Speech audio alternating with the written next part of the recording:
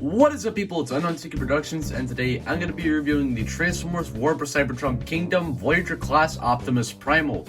Finally, I have an Optimus, but not the Optimus that you would think. No. This is the Beast Wars version of that character.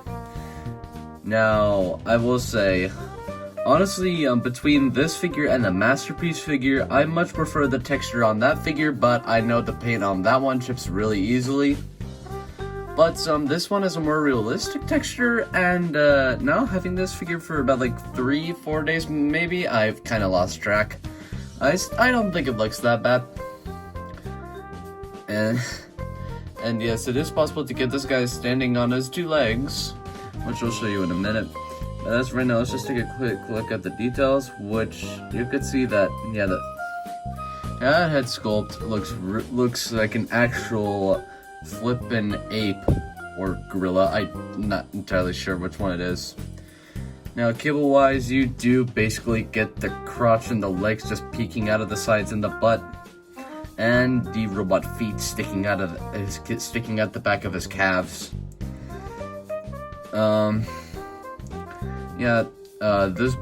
This thing, it doesn't like snap into like the legs in any way, so you just like kind of have to like fiddle with it to just get it to the way that you like it the most. Yep, the skin and the fur texture again is really well done. Now, the painted parts on the hands I'm not too big a fan of, but I don't think they are too very bad. Now, let me just show you real quick how to get this guy standing up. So you basically just want to flip down the head, flip back the shoulders, swing down the arms, swivel the wrists, and bring down the legs. Now, this like a hip design is not ideal for me. I mean, these are actually the robot knees, a little bit of a spoiler. And yeah, detail-wise, again, is pretty good. And without further ado, let's get into the transformation for his robot mode.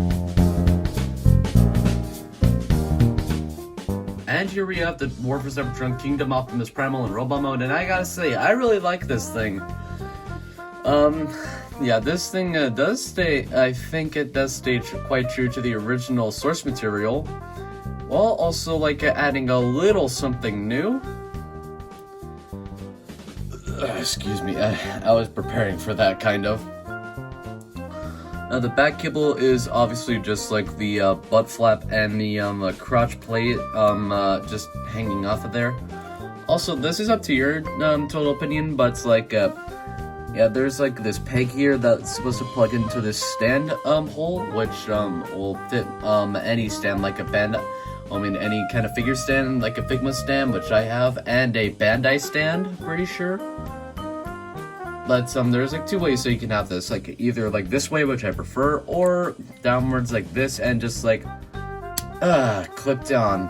But honestly, and getting it back out is a little bit of a harder thing to do.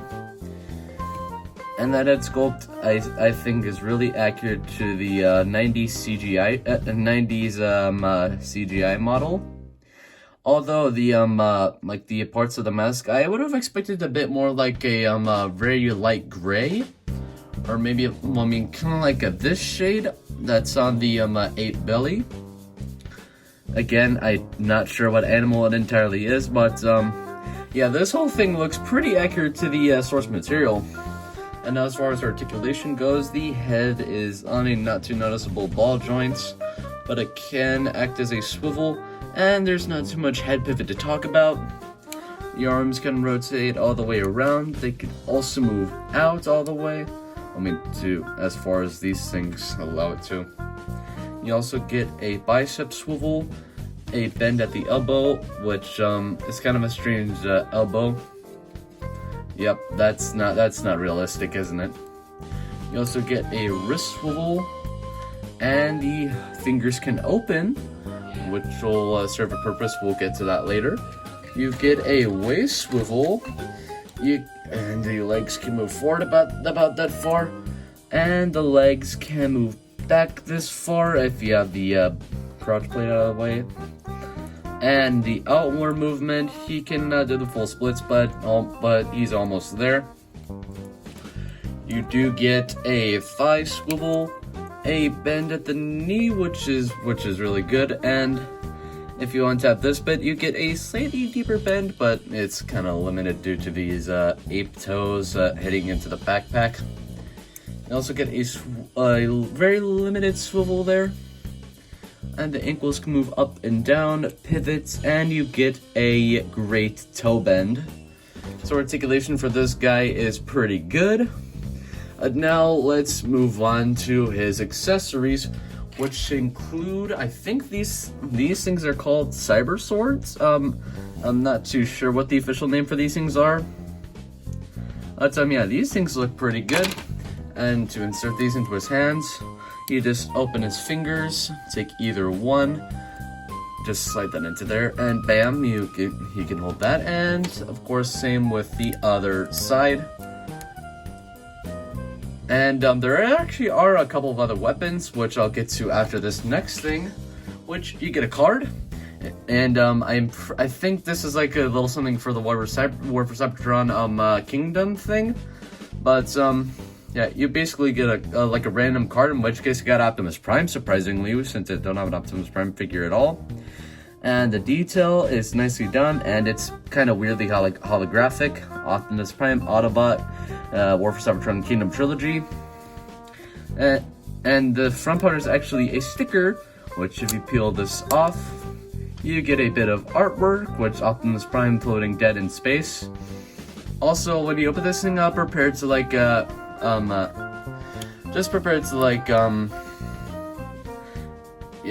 actually, never mind that, but I honestly don't really care about the cards, but I still think it's an okay inclusion. And now let's move on to his other included weapons, which include, if you flip this back out, it just makes it easier if you flip the strut up. And I'm not sure what these things are called, but again, like most of the things about Optimus Primal, but you can flip these like shoulder cannons out, which I think looks really nice. And if you come to the forearm, you'll notice that there is this little button that you want to push to reveal his little forearm plasma cannons. Again, I think that's what they're called. And of course, same exact thing on the other side.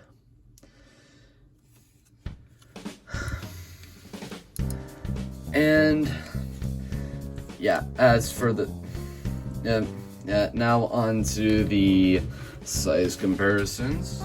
So here's Optimus Primal next to the Figma Kyoko Sakura, Studio Series Leader Class Shockwave, NECA Godzilla, Masterpiece Movie Barricade, and with the rest of my Transformers War for Cybertron trilogy figures, the Earthrise Voyager Starscream, and the deluxe Earthrise Wheeljack. So there you have that, and now on to the packaging. As far as the box goes, you get your image of Optimus Primal, both modes, Transformers Kingdom War for Cybertron Trilogy, has official license as per product. On the side of the box, you get the Transformers War for Cybertron art, and of course, authentic Transformers. On the top of the box, you get Transformers War for Cybertron Trilogy with the Maximal symbol. On the bottom, you get useless stuff and barcodes. On the back of the box, you get your product shots, Transformers with 22 steps, Optimus Primal, and... So my final thoughts on this figure are, he is a pretty good figure. There are some parts of the figure that I feel like are missing a few paint apps. Like the shoulder cannons, some parts on the legs, and maybe a bit on the cyber swords. Again, I think that's what they're called. But apart from that, I think it's a pretty good figure, and yet again, you know, the texture on the Masterpiece version I prefer, but again, that stuff chips real easily. But nonetheless, this is a pretty good figure. I'd recommend you pick this guy up if you're a Beast Force fan or some kind of War for Cybertron completionist, which I guess I could see why. But apart from that, it's a pretty good figure. And I will see you all in my next video. Peace out.